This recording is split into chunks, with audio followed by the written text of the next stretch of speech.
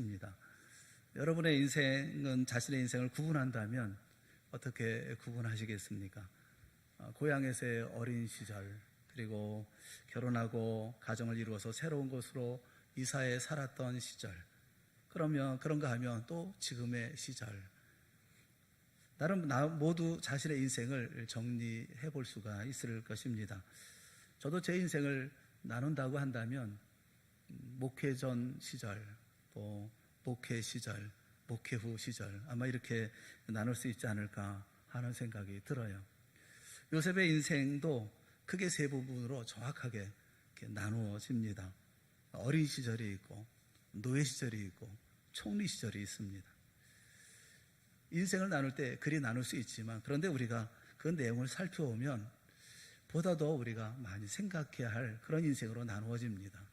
그것은 하나님이 없어도 행복한 시절, 하나님이 없으면 안 되었던, 하나님이 꼭 있어야만 됐었던 시절, 그리고 하나님의 역사에 함께 참여한 시절, 이렇게 나누어질 수가 있기 때문에 그렇습니다. 요셉은 17세까지 아버지에게 귓속말로 속삭일 만큼 아버지와 가까웠고 아버지의 사랑을 듬뿍 받았던 사람이 요셉입니다. 창세기 37장 3절 말씀에 보면 요셉은 노년에 얻은 아들이므로 이스라엘이 여러 아들들보다 그를 더 사랑함으로 그를 위하여 채색 옷을 지었더니, 그렇게 말씀을 하고 있어요. 아버지는, 그 아버지 야곱은 이 요셉을 늦게 얻어서 무척 사랑했다, 그렇게 말씀을 하고, 또 그에게 채색 옷을 입혔다 라고 말씀을 하고 있습니다. 채색 옷이라고 하는 것은 여러 색깔로 된 화려한 옷을 지어 입혔다는 것이죠. 사무엘하 13장 18절에 보면 그 다윗의 딸 다말에 대해서 말씀합니다. 공주죠. 공주였던 다윗의 딸 다말이 채색 옷을 입었다, 그렇게 말씀을 하고 있어요.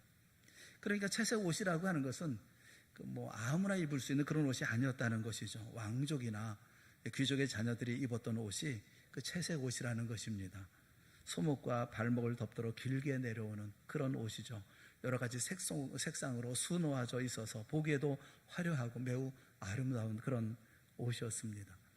이런 옷을 입고 돌아다니는 요셉을 보는 형들의 반응은 어땠을까요? 성경에 보면 미워했다, 더욱 미워했다, 시기했다, 그렇게 말씀을 하고 있어요.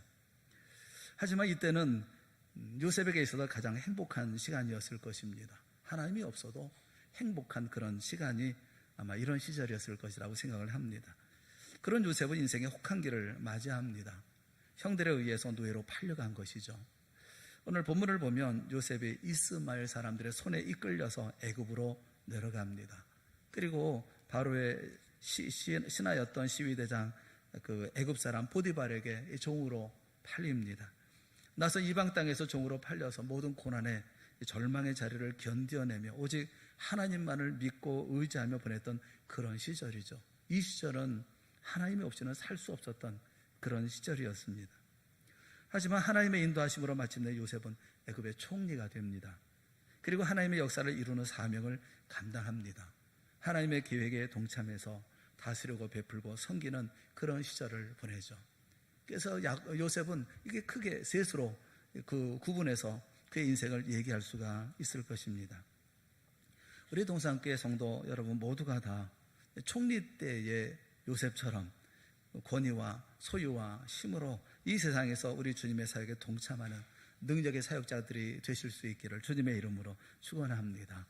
하나님이 없어도 행복했던 시절 빨리 지나가고, 하나님 없이는 살 수 없었던 그런 시절, 그 고난의 시절도 빨리빨리 지나가고, 주님과 함께 동역하면서 주님의 말씀에 순종하면서 기쁨으로 즐겁게 하나님의 나라를 만들어가는, 그렇게 이런 성역에 동참하는 우리 모두가 다 되어질 수 있기를 축원합니다. 그런데 실제로 우리 자신들을 돌아보면 우리 가운데 많은 분들이 우리 주님 없이는 살 수 없는 그런 시절을 지내고 있다고 하는 것을 부정할 수는 없습니다. 그렇다고 한다면 요셉처럼 잘 지내야죠. 사실 이해할 수도 있고 또 예상할 수 있는 고난, 그것은 견딜만 합니다. 그러나 예상하지 못했고 이해할 수 없는 그런 고난은 견뎌내기가 어렵습니다. 육상 경기 중에 장애물 경주가 있어요. 장애물 경주는 그냥 마음껏 질주하며 달리기만 하면 되는 게 아닙니다. 달리면서 장애물이 나타나면 그걸 뛰어넘어야 하는 그런 경주죠. 남들은 다 평지에서 질주하면서 그래 편안하게 인생 사는 것 같은데 나의 인생은 예상하지 못한 장애물 투성이인 경주와 같다는 것입니다. 그 장애물에 걸려서 넘어지고 또 크게 낭패를 본 경험을 우리는 해보았기 때문에 사실 장애물이라고 하는 것이 나타나면 겁이 나는 거예요. 요셉은 인생이 과연 장애물 투성이인 이 어려운 시기인데 그 시기를 어떻게 견뎌낼 수 있었을까 궁금하기만 합니다. 요셉은 고난에 대해 준비된 사람이 아니에요. 충분히 어려움을 감당할 만큼 훈련되고 연단된 사람도 아닙니다. 기껏 미움받고 시기를 받는다고 하는 정도가 형들한테 받은 게 전부입니다. 그것도 요셉에게 무슨 상처를 준 것도 아닌 것 같아요. 또 생각을 깊게 할 만큼 인생에 회의하고 뭐 이런 대단한 것도 못 되었던 것 같습니다. 요셉이 아버지의 신분을 받아서 형들을 찾아서 세겜으로 갔다가 세겜에 형들이 없는 것으로 알고서는 물어서 도단까지 형들을 찾아가지 않습니까? 그렇게까지 해야 할 이유가 뭐가 있나요? 철부지라고 얘기해야 할까요? 요셉에게서는 악한 마음이라고는 조금도 찾아볼 수가 없습니다. 마음 상함을 찾아볼 수가 없어요. 한마디로 그냥 곱게 자란 그런 아들입니다. 그런 그가 어떻게 이방 땅에서 그것도 비참한 노예의 삶을 어떻게 행복이 충만하고 그리고 만족한 그런 삶을 살 수가 있었을까요? 오늘 본문에 이끌려라고 말씀하고 있는데 노예상 그리고 상인이었던 이스마엘 사람들의 손에 이끌려서 내려갔다는 말이 맞습니다. 끝없는 인생 추락에 절망의 자리로 떨어지고 있었던 거죠. 요셉은 과연 어떻게 이 모든 어려움을 견뎌낼 수가 있었을까요? 우리는 한두 가지를 생각해 보려고 그래요. 첫째는 요셉은 고난을 임마누엘로 이겼다는 것입니다. 요셉은 하나님을 믿는 사람이에요. 또 하나님의 약속하신 약속의 자녀이기도 합니다. 그것을 믿는 것만으로 이 고난이나 어려움을 이겨낼 수가 있을까요? 우리는 구원받은 백성입니다. 하나님의 약속받은 성민입니다. 그래서 여러분들은 고난을 이겨내고 계십니까? 난 요셉이니까 요셉이라는 그가 더하신다는 이름처럼 하나님의 약속받은 백성이니 하나님께서 더해 주실 것이니까 알아서 잘 돌봐주실 거야 라는 그 믿음으로 말미암아 이 고난을 잘 이겨냈던 것일까요?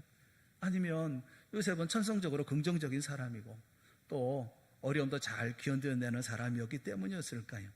그렇지 않으면 요셉은 절망도 모르고 투철한 모험가였기 때문에 또 다른 비전을 가지고 꿈을 가지고 그 일을 이뤘기 때문이었을까요? 그도 아니면 오뚜기 같은 성격 때문이었을까요? 이것만으로 설명이 아주 부족합니다. 또 요셉은 사실 따지고 보면 그런 사람도 아니었습니다. 요셉의 상황은 전혀 나아질 기미가 보이지 않습니다. 노예가 나아지면 얼마나 나아지겠습니까? 미래는 캄캄하기만 했습니다. 주변에 마음 둘 사람, 마음 둘 곳도 없었습니다. 마음은커녕 말이나 제대로 통했는지 모르겠습니다. 외롭고 절망에 사로잡힌 요셉은 실제로 끊임없이 넘어졌을 것입니다. 그러면 요셉은 도대체 어떻게 이 죄악과 부패의 지뢰밭 속에서 오직 하나님을 신뢰하고 또 스스로를 지켜낼 수 있었을까요? 참 미스테리한 그런 삶이에요. 성경은 우리에게 힌트를 주고 있습니다.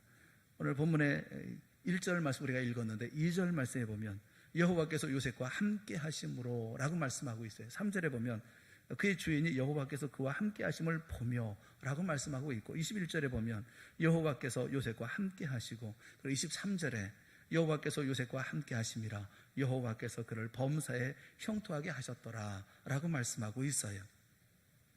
여호와께서 요셉을 범사에 형통하게 하셨더라. 여러분, 이 말씀들이 요셉을 향한 하나님의 일방적인 은혜만을 말씀하고 있는 것일까요? 만약에 하나님이 이렇게 우리 모두에게 행하신다고 한다면 우리 가운데 형통하지 않을 사람이 누가 있어요?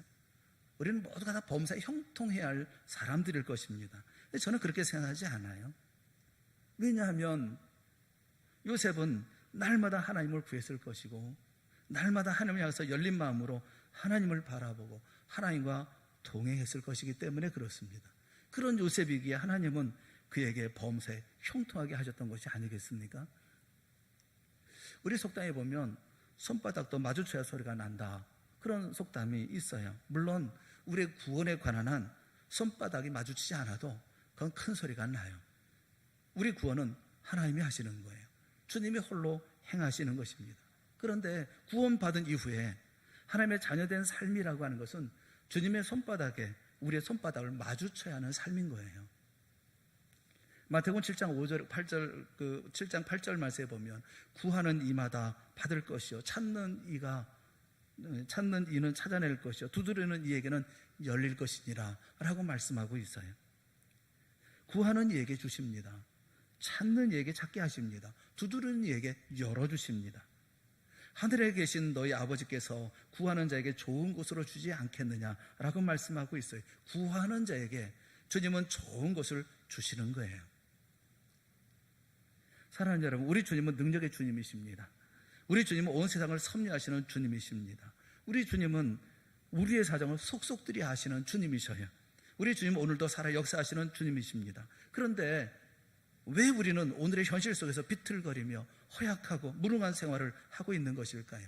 요셉처럼 하나님께서 함께 하시는 형통한 삶을 이루지 못하는 이유가 뭘까요? 그것은 임마누엘의 삶, 하나님이 동행하시는 삶, 함께 하시는 삶, 다시 말하면 날마다 주님을 구하고 바라보며 동행하는 삶을 살고 있지 않기 때문이 아니겠습니까?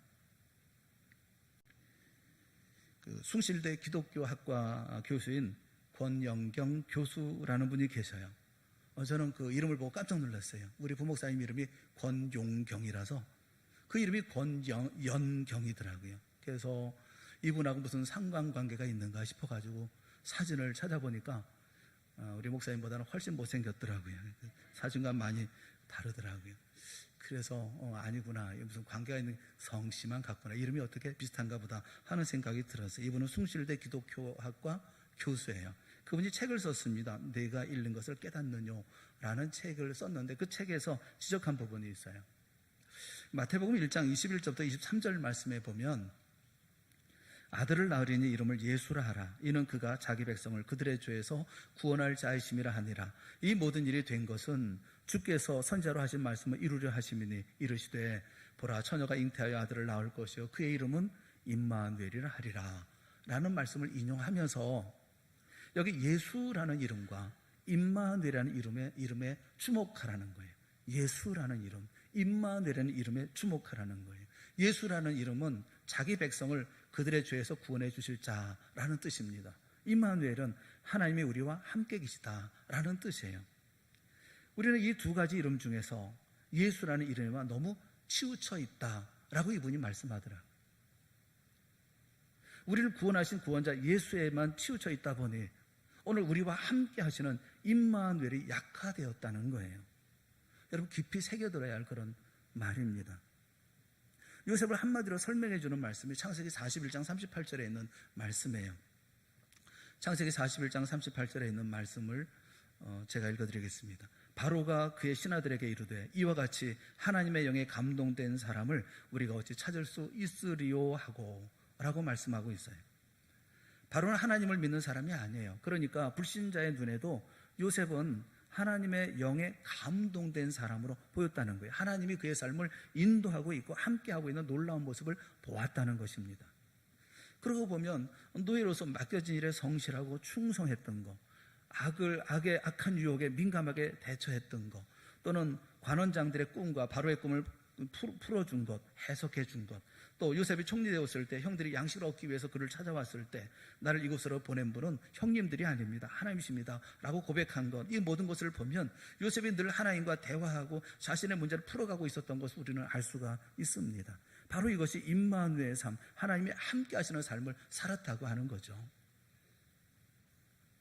사랑하는 여러분, 요셉이 힘들고 어려운 그 고난의 처지에 있으면서 하나님이 함께 하지 않았다고 한다면 그가 삶을 유지할 수 있는 방법이 있었을까요?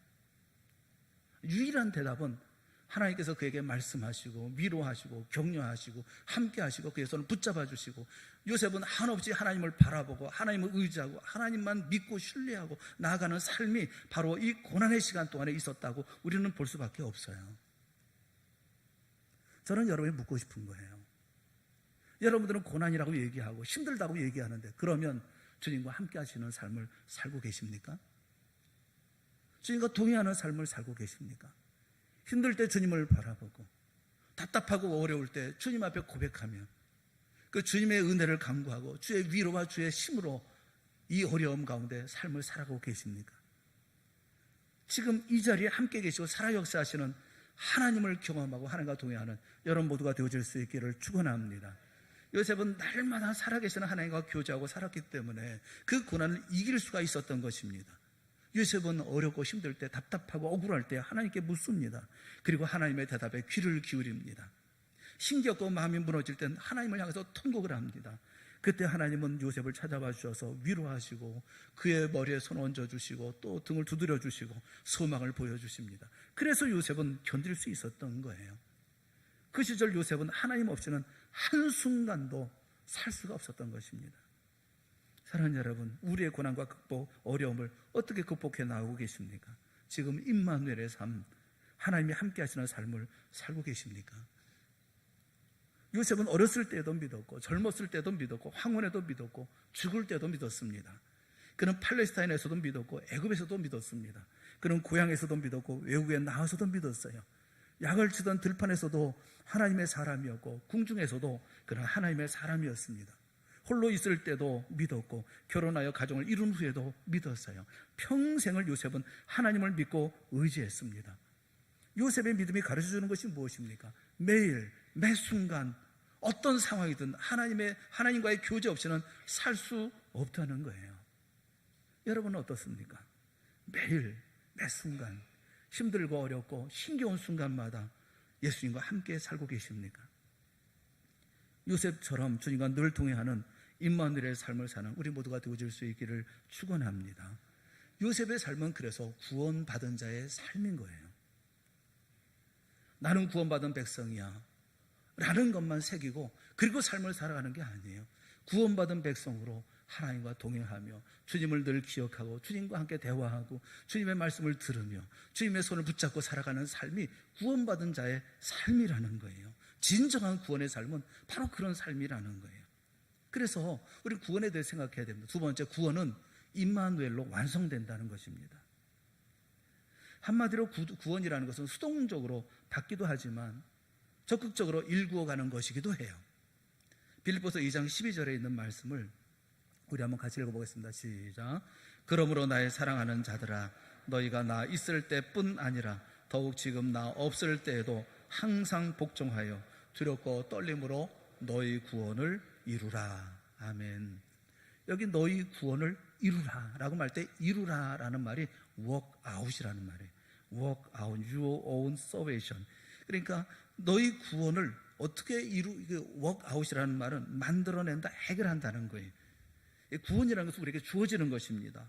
그런데 또 하나 달려가서 쟁취해야 할 목적이기도 한 것입니다. 구원은 예수 그리스도 안에 대속과 누림이라는 수동적 차원만 있는 게 아니고 참여와 일금이라고 하는 능동적 차원도 있는 거예요. 그것이 어떻게 가능합니까? 임마누엘로 가능한 거예요. 주님과 함께 하심으로 가능한 것입니다. 내가 나를 구원할 수 없다는 점에서 나의 구원은 대속적인 것입니다. 하지만 완전한 구원은 임마누엘을 통해서 함께 하심을 통해서 이루어지는 거예요. 그러니까 주님이 십자가의 피로 값주고 사주신 우리와 오늘 함께 하시고 주님이 우리와 함께 하시고 나 또한 그 주님과 함께 함으로 구원은 이루어가는 것이라는 것입니다. 다시 권영경 교수님의 그 책 내가 읽은 것을 깨닫는요 라는 책의 한 일화를 소개를 하고 있어요. 군에서 겪은 경험을 이야기합니다. 군대에 다녀온 사람은 다 공감하죠. 훈련병 시절에 제일 공포스러운 것은 가스실이에요. 방독 마스크를 쓰고 가스실에 들어갑니다. 그러면 방독 마스크를 계속 쓰고 있는 게 아니라 방독 마스크를 벗으라는 게 가스탄을 다 터뜨려 놓은 그 안에서 벗으라고 명령을 해요.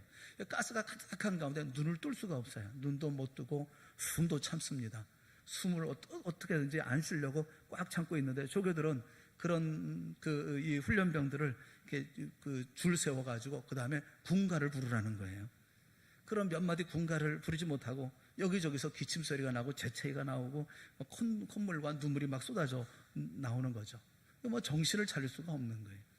손으로 눈을 비비고 그러면 더 아프고 쓰리기 때문에 손도 대지 못하고, 밖에서 그런 모습을 이렇게 지켜보고 있는, 다음 차를 기다리고 있는 그럴 때의 공포감이라고 하는 것은 경험해 보지 못한 분은 알지 못하는 거예요. 근데 그분이 훈련소 시절에 이 가스실에 들어갔는데 동료 하나가 그 와중에 참지를 못하고, 가스실의 고통을 참지 못하고 그 5명의 조교가 막고 서 있는 문을 밀치고 도망갔다는 겁니다. 뛰쳐나갔다는 거예요. 그래 뜻밖의 그 중대장은 그 친구를 벌하지 않았다는 것입니다. 그 얘기를 하는 거예요. 공포에 떨고 있는 그 친구의 어깨에 손을 얹고 그 중대장은 오랜 시간 대화를 나누더랍니다. 그리고 그 친구의 손을 잡고 방독면도 없이 그 친구와 함께 가스실로 걸어 들어갔다는 것입니다. 그러면서 이 권양준 교수는 정말 중요한 말을 하고 있어요. 이렇게 말을 하고 있어요. 중대장은 그 친구의 고통을 자기 고통으로 삼았고, 그 친구는 중대장의 승리를 자기의 승리로 만들었다. 사랑하는 여러분, 이게 구원 아닌가요?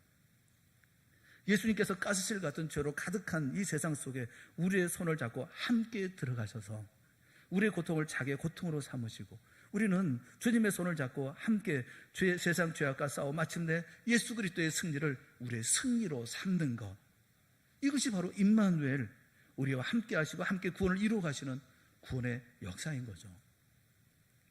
권 교수는 우리에게 이렇게 질문하고 있어요. 만약에 중대장이 그 친구 대신에 가스실로 들어갔다면, 친구가 들어가야 될 것을 내가 대신 들어갈게 하고 중대장이 혼자 가스실로 들어갔다면 그것이 친구에게 구원이 되었을까? 물론 그것도 구원일 것이에요. 그러나 완전한 구원이라고 말하기는 어려울 것입니다. 저희 집 사람이 그 자식 사랑은 좀 특별해요. 제가 봐도 좀 지나쳐요. 큰아들, 아들 하나 낳았는데 그 아들이 얼마나 소중한지, 애 낳고 난 다음에 제일 먼저 뭐 낳았어요? 저한테 물어보고 아들 낳았어. 그랬더니 하나님 감사합니다 했던 사람이에요. 아들 낳은 게 그렇게 고맙고 감사했다고. 그래서 그런 건지 몰라도 큰아들한테는 다 해줬어요. 하나부터 10까지 전부 다 해줍니다. 하루는 이 아이가 초등학생이 되었을 때 학교에 가려고 하다가 저를 부르는 거예요. 아빠라고 부르는 거예요. 그래서 왜 부르나 그랬더니 학교에 가야 되는데 신발끈을 묶어달라는 것입니다. 그러니까 자기 신발끈을 자기가 묶지 못하는 거예요. 그때까지 전부 신발끈까지 전부 다 옷 입으면 옷 단추까지 다 채워주고 다 신발끈까지 다 묶어준 거예요. 제가 보면서 깨달은 바가 많아요. 많은 생각, 뒤통수로 딱 뭐가 맞은 것 같은 그런 느낌이 들었어요. 모든 것을 대신해 주는 거, 그건 사랑이 아니다 그런 생각이 들었어요. 이것이야말로 오히려 아이를 망치고 스스로 설 줄 모르는 마마보이를 만드는 거 아니겠어요? 실수투성이라도 자신이 직접 해결할 수 있도록 해줘야죠. 업어달라고 때를 쓸 때도 있겠지만 졸린 눈을 부비면서 혼자 걸을 줄도 알아야 되는 것이 아니겠어요? 그때 좀 손잡아주고 도와줘야 되는 것이 부모의 몫이 아니겠어요? 하나부터 10까지 다 해줘야 되는 것이겠습니까? 사랑하는 여러분, 하나님께서 여러분을 위해서 다 해줘야 되겠습니까?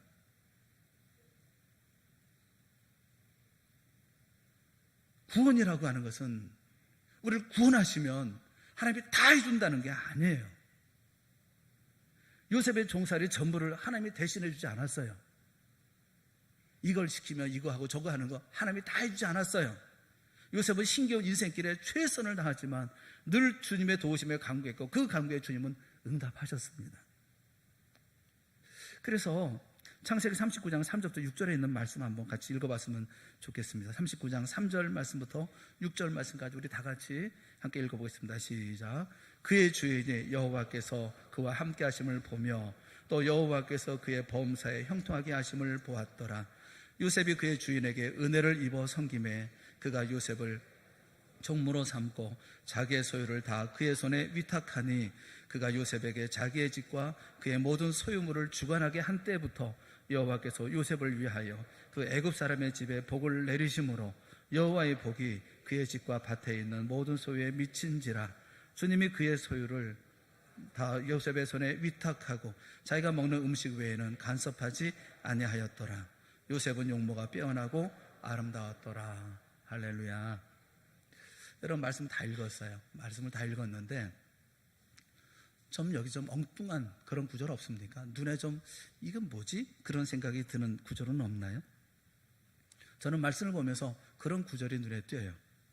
그것은 요셉은 용모가 빼어나고 아름다웠더라 라는 거예요. 요셉은 용모가 빼어나고 아름다웠더라. 이 원어의 의미가 어떤 것이냐면 에페토하르. 그러니까 요셉은 그 모습이, 그 모양이, 그 가지고 있는 모양이 깨끗하고 아름다웠다는 거예요. 요셉은 보니까 그냥 깨끗하고 아름다웠다는 거예요. 그 자체가 깨끗하고 아름다웠다는 거예요. 그리고 비페 마레아, 그 마레라는 말은 다른 사람이 볼 때 사이즈, 다른 사람이 볼 때, 요셉을 볼 때 깨끗하고 아름다웠다는 거예요. 여기 똑같이 앞에 야페라는 단어를 써요. 깨끗하고 아름다웠는데 그가 가지고 있는 모습이 깨끗하고 아름다웠고 그 다른 사람이 볼 때도 깨끗하고 아름다웠다라고 얘기를 하고 있어요. 여러분, 이 부분에 말씀이 쓰여진다고 한다면 여기 간섭하지 아니하였더라. 요셉은 능력이 뛰어나고 지혜롭고 그리고 모든 사람들보다 더 나은 사람이었다. 이런 말씀이 나와야 되는 거 아니에요? 그런데 여기 말씀에 보면 요셉은 너무 행복해하고 너무 즐거워하고 너무 만족해하고 있다는 거예요. 보기에 그냥 빼어나게 아름다운 거예요. 다른 사람이 볼 때도 너무너무 아름다운 거예요. 그 삶이 너무 평안한 거예요. 아무런 고민도 없는 사람처럼 행복하게 보였다는 거예요. 왜 그랬을까요? 노예가 아무리 그 가운데 형통하게 한들 노예에서 벗어난 삶을 사는 것이겠어요? 감옥 안에서 아무리 잘해준다 한들 그 죄수 아닙니까? 이건 놀라운 반전이거든요. 어떻게 이럴 수가 있죠? 이런 상황 속에서 어떻게 감사하고 어떻게 기뻐하고 어떻게 행복해하고 어떻게 저렇게 맑게 웃을 수가 있고 어떻게 저렇게 아름다운 삶을 살 수가 있을까요? 사랑하는 여러분, 이게 바로 하나님의 구원의 역사인 거예요. 오늘 우리에게 주어져 있는 고난이 중요한 게 아니에요. 우리에게 주어져 있는 난관이 중요한 게 아니라고요. 우리가 하나님과 함께하는 삶을 살고 있는가, 주님과 동행하는 삶을 살고 있는가, 임마누엘의 삶을 누리고 있는가, 이것이 중요한 거예요. 그 삶을 살아가는 사람은 행복한 거예요. 아무리 상황이 어렵고 아무리 어려운 자리 가운데 놓였다 하더라도 감사하고 찬송하는 거예요. 그게 하나님의 구원의 역사라고요. 평강공주가 바보 온달에게 시집을 갔습니다. 그 자체로는 하나의 뉴스거리가 될 법도 하지만 그렇다고 역사책에 남을 만한 그런 사건은 아니에요. 그런데 이야기는 거기서 끝나지 않습니다. 눈물 없이는 들을 수 없는 고통의 시간이 필요했겠지만 결국 공주는 바보를 국익의 공신인 그 온달 장군으로 바꾸어 놓았어요. 이야기의 매력은 여기에 있는 거예요. 공주는 온달에게 자신의 전 인생을 던졌고 바보 온달은 또 온심을 다해서 공주의 말을 순종하며 따르며 그러며 배우며 살았어요. 그렇게 바보라고는 황무지로부터 장군이라는 엄청난 가치를 만들어냈던 것입니다. 무슨 일이 있어도 온달과 결혼하겠다던 공주의 미친 짓이 실상은 누구도 상상할 수 없었던 심오한 구원의 지혜라는 거예요. 어린 시절 헬렌 켈러 이야기를 한 번쯤 읽어보지 않은 사람은 드물 것입니다. 보지도 못하고 듣지도 못하고 말하지도 못하는 이런 장애인이죠. 그런 헬렌 켈러의 장애를 함께한 앤 설리반이라는 선생님의 이름도 여러분 다 생소하지는 않을 거예요. 이 두 사람의 이야기 역시 한 젊은 여선생님이 한 희망 없는 장애아를 위해서 인생을 희생했다는 데서 끝나지 않습니다. 앤 설리반은 어둠 속에 있는 헬렌 켈러에게 빛을 비춰주고 빛을 보여주려고 애를 썼고 헬렌 켈러 역시 가르침을 따라서 전혀 경험해보지 못하고 느껴보지 못했던 세계를 조금씩 깨달아갔던 거예요. 결국 헬렌 켈러는 많은 사람들에게 빛의 천사가 되지 않았습니까? 우리에게 임한 구원이 그와 같은 것이라고요. 황무지 같은 우리의 삶에 하나님이 들어오시는 이야기가 바보 온달로 살아가는 우리에게 평강공주가 시집오는 이야기이고 무기력한 장애로 살아가야만 했었던 우리에게 한 선생님이 통참하신 이야기입니다. 이 만남 우리의 삶을 감동적인 기적 이야기로 바꾸어 놓았던 것입니다. 황무지 같은 내 삶이 싱그러운 초원이 되고 밥값조차 못하던 삶이 나라를 구하는 장군의 삶으로 변하고 아무것도 할 수 없는 장애의 삶이 많은 사람들에게 감동시키는 최희망의 이런 놀라운 삶으로 바뀌어지는 것이죠.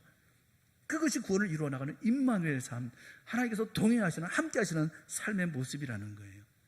이사야 선지자는 그래서 이렇게 예언합니다. 이사야서 41장 18절 말씀을 보면 헐벗은 산에 강을 내며 골짜기 가운데 샘이 나게 하며 광야가 못이 되게 하며 마른 땅에 샘 근원이 되게 할 것이며 라고 말씀하고 있어요. 우리가 아직 하나님과 원수로 살아갈 때 우리에게 하나님이신 예수 그리스도께서 오십니다. 그리고 자신을 비워서 우리의 삶 속에 들어오셨어요. 그리고 우리를 죄악에서 구원하셨습니다. 그래서 하나님의 자녀가 되게 하셨어요. 그런데 여기서 끝이 아닙니다. 죄인을 향한 예수님의 낮아지심은 우리를 아들로 변모시키기 위한 위대한 시작이었던 것입니다. 죄인의 냄새를 풍기는 우리가 이름표만 아들로 바꾸는 것이 아니라 죄인의 냄새가 나는 우리에게서 그리스도의 향기가 나도록 만드시는 역사, 이게 구원의 역사예요. 우리는 뭘 빼먹고 살아갑니까? 임마누엘의 역사를 빼놓고 산다고요. 주님과 항상 함께하는 삶, 주님을 바라보는 삶, 주님을 붙잡는 삶, 어렵고 힘들 때마다 주님을 바라보고 주님 앞에 간구하고 주의 도우심을 간구하는 삶, 주님께서 우리에게 베푸시는 위로로 충만한 삶, 주님께서 우리를 격려해 주시면 그것으로 충분한 힘을 가지고 삶을 살아가는 삶, 이 삶이 부족하다고요. 이것이 우리를 구원하는 삶이고 어떤 어려움도 이어나가게 하는 이런 능력이 되어지는 것이 아닙니까? 어느 교회 청년부가 어떻게 하면 주 안에서 능력 있는 공동체가 될 것인가 토론하던 중에 용어를 하나 만들었다고 그래요. 그 1차 출애굽, 2차 출애굽이라는 것입니다. 출애굽이라는 건 한 번밖에 없는데 1차가 어디 있고 2차가 어디 있겠어요? 설명하기를 애굽에서 종살이 하다가 홍해를 건너서 광야로 넘어온 거, 이게 1차 출애굽이라는 거죠.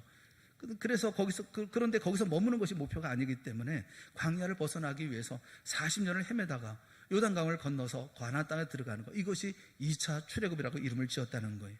나그네 인생길 1차 출애굽은 광야길인데 2차 출애굽은 이제 다시 새로운 가나안 땅으로 들어가는, 그래서 이런 2차 출애굽을 꿈꾸는 청년부가 되기로 했다라는 거예요. 그런 이야기를 또 합니다. 노아가 홍수를 앞두고 방주로 들어갈 때가 1차 출애굽이라는 거예요. 노아는 방주에 머무는 것이 목표가 아닙니다. 방주에서 나오는 2차 출애굽이 필요했다는 것이죠. 이것을 자기들의 삶에 적용해서 그렇게 적용했다는 것입니다. 1차 출애굽은 되는 것, 그리고 2차 출애굽은 다워지는 것, 그렇게 정했다는 거예요.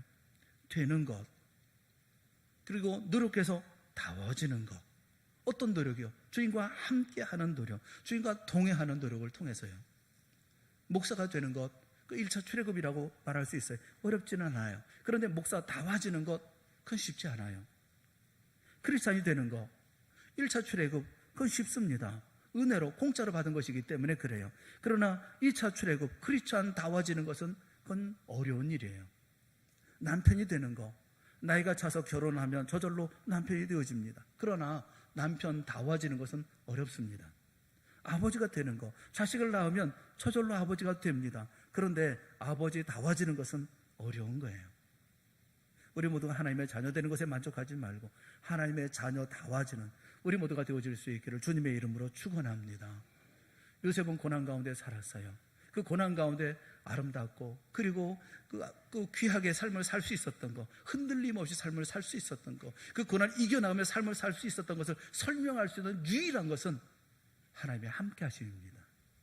그가 하나님과 함께 하셨다는 것입니다. 요셉을 딴 나라, 우리와는 다른 사람일 것이라거나 나와는 상관없는 이야기라고 밀쳐버리지 않기를 바랍니다. 우리도 요셉처럼 어떤 시련도 역경도 고난도 넉넉히 이겨낼 수 있습니다. 왜냐하면 임마누엘의 하나님이 우리와 함께 하시기 때문에 그렇습니다. 그저 함께 길을 가는 것을 동행이라 말하지 않아요. 함께 길을 가되 얼굴을 마주보며 가는 것이 동행입니다. 이야기에 귀를 기울이는 것이 동행이에요. 같은 곳을 향해 생사고락을 함께하는 것이 동행인 것입니다. 주님과 함께 그렇게 인생길을 가는 여러분 모두가 다 되어질 수 있기를 축원합니다. 그래서 이 고난의 시절을 끝내고 요셉이 총리가 되어 하나님의 뜻을 이룬 것처럼 주님의 사역에 함께 동참하고 주의 뜻을 이뤄나가는 우리 모두가 되어질 수 있기를 바랍니다.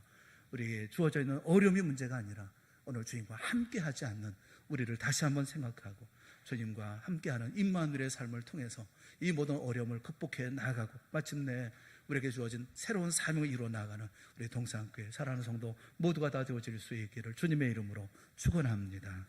기도하겠습니다. 사랑의 하나님 아버지, 우리에게 베푸신 하나님의 놀라운 사랑 다시 한번 보게 하시고 깨닫게 하여